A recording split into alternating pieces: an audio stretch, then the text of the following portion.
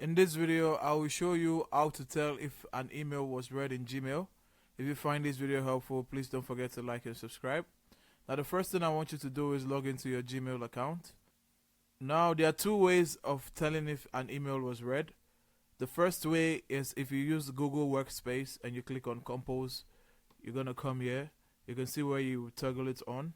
But because we don't have Google Workspace and we're only using the basic Gmail, we're going to download an extension from chromewebstore.google.com, and we're going to come here and we're going to type Mail Track. This first one, Email Tracker by Mailtrack, we're going to add that to Chrome. Once you're done adding, it's going to pop up like this and ask you to enable email tracking for your email, and this is what it's going to look like, and you're going to enable. It's going to ask you for permission, so you're going to continue.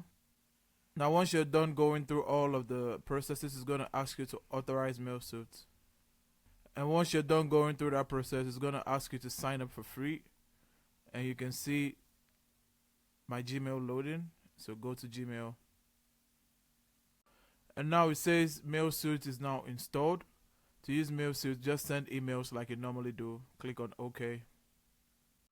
And as you can see that my sent label or folder has changed. So as you can see, one is for sending the email and one is for when the email has been read. And that's how you tell if an email was read in Gmail.